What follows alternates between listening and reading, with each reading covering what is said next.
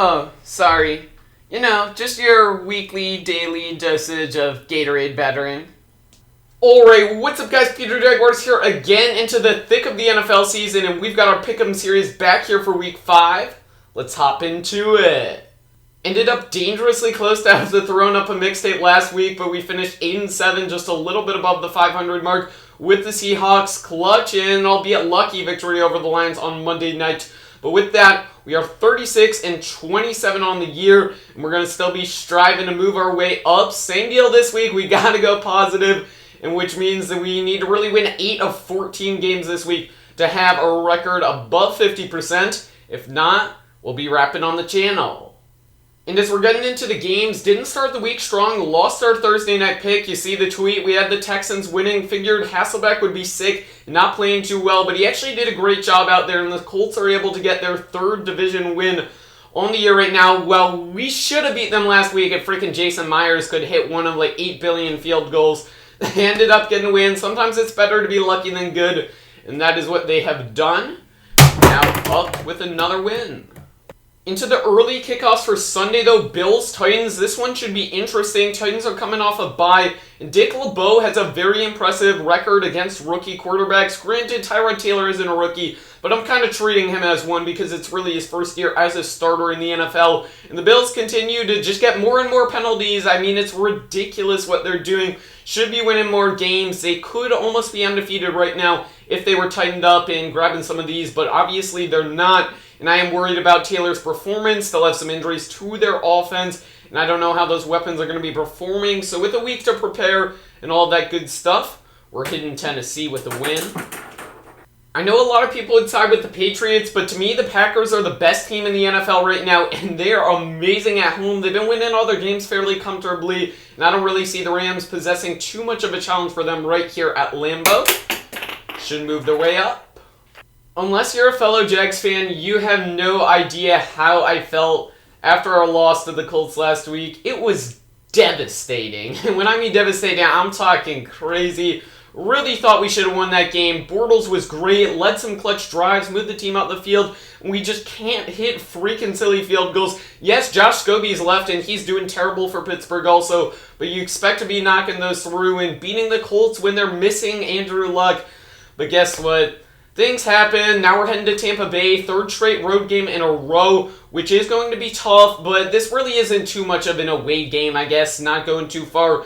Should be pretty balanced in terms of fans at the stadium. And I'm thinking that we can go grab this win. Take down Jameis, Big Jags. Let's go. Not really sure what's going on with Cleveland's locker room right now. Supposedly Mike Pettine called out Joe Hayden for being a wuss or something like that and later apologized.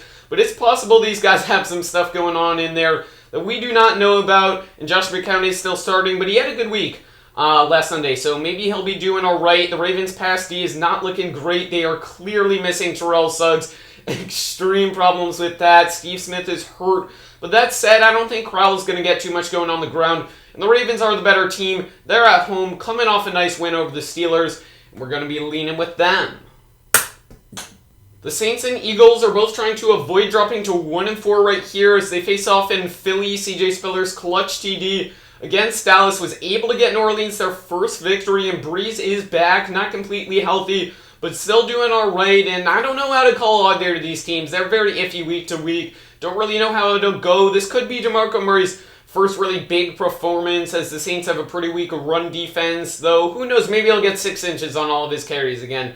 I don't know what's up with this guy. I don't know what's going on with Chip Kelly. Can't figure out Sean Payton, Breeze, any of that stuff either. I guess we're going to lean with the Eagles because they're at home, maybe slightly better, but this could go either way. Oh my god, guys, Jay Cutler is the best quarterback in the league. Did you see his 2-minute drill against the Raiders? The Bears are on fire. They're going to win it all. They're rebounding. No, I'm sorry. Congrats to all Bears fans. You got to win, but Chiefs should get this one. Normally I have all my picks set, run down, fleshed out before we get ready to record these ones, But guess what? Seahawks, Bengals, I still don't have a winner. Like, we're freaking just winging this right now. I don't even know. Seahawks are a good team. It's in Cincinnati. Maybe we give them the lean on that. West Coast team traveling to the East Coast for an early start, and the Seahawks have one less day to prepare as well after playing on Monday night. But they have won their last couple games and should be getting something going. I don't know how Dalton's going to do throwing against this secondary and all of that stuff. It's going to be a fun one. I'm really looking forward to this game. I think we are going to lean Cincinnati, albeit not the most comfortably, but I'm definitely hyped for this one.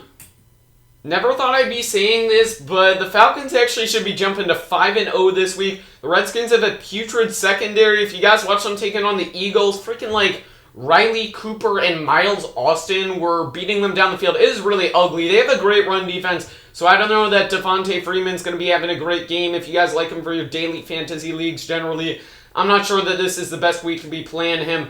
But that said, Falcons should be putting up points. Redskins are still kind of inconsistent going forward, and I don't know how their offense is going to do. Falcons should be able to put up more points and grab this one. Likewise, although I didn't have them as a playoff team or anything, it's fairly surprising to see the Lions sitting at 0-4 early in the season. Maybe they'll be able to rebound. I'm sure they're really frustrated with what happened on Monday night, feeling like they kind of got gypped out of a victory or whatever, similarly to that Megatron play against the Bears in Week 1 a few years ago where he put the ball down, and that Megatron rule where they said he didn't have the catch or whatever. I don't know, maybe the Lions get screwed over with some of these calls, and that could be a problem for them. I do think the Cardinals are a pretty solid team. They kind of shot themselves really with all those turnovers last week and allowed the Rams to win that game, but if they can be more decisive and make some good decisions, get Palmer playing well, they can win. If Tony Romo and Des Bryant were healthy, this would probably be considered one of the games of the week, maybe even of the year thus far. With them gone, don't really see the Cowboys putting too much of a challenge up on New England, who had an extra week to prepare for what? Grandpa Whedon leg, seriously. They should be fine. One little thing to note, about 95% of the action in Vegas is on the Patriots. Their spread is like -9 or something like that. It's possible that the Cowboys will kind of keep this sort of close just because, you know, Vegas wants this game to be a little bit closer and not lose too much on that one. Figure the spread would have been a little higher, but anyhow, just over that one score limit, and we will see how it is. But regardless, would be very stunned if the Patriots can't win this.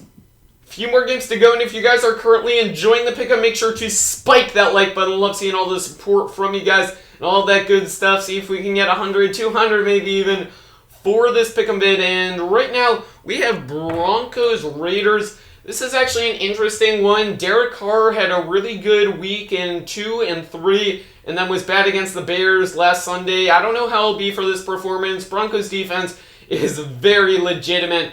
Probably going to lock up and kind of limit him. They are on the road, and the Raiders might be treating this as their Super Bowl. This is a pretty big rivalry for these teams, and they sometimes pull off some big stuff at home, like when they took down the Niners last year, when they were definitely the inferior team throughout the majority of the season. But that said, I do feel like Peyton is going to continue doing what he has to in the regular season, and the Broncos can stay undefeated for at least another week. Also, call to action, if you guys are not currently subscribed to the channel, make sure to do that right now. Big annotation coming on screen. Would really appreciate that. Share the channel with your friends. Share this video with all that good stuff. Tell people if their teams are going to lose, win, whatever my take is, and all that good stuff. Really, really do appreciate that. We're on the road to 20K and trying to keep that rolling, so definitely help out. Loving it. And right here we have Niners-Giants. So I was looking into my crystal ball for this Sunday night game, and something told me that Odell Beckham Jr. was going to punch every single Niners player in the helmet until they all lost. Nah, I'm playing. I don't know what's up with Odell trying to hit those guys last week, though. That was pretty whack. Surprised he didn't get fined more, and I do think the Giants will come out and get another victory right here. Offense looking pretty good. They're clean. We'll give them a dub.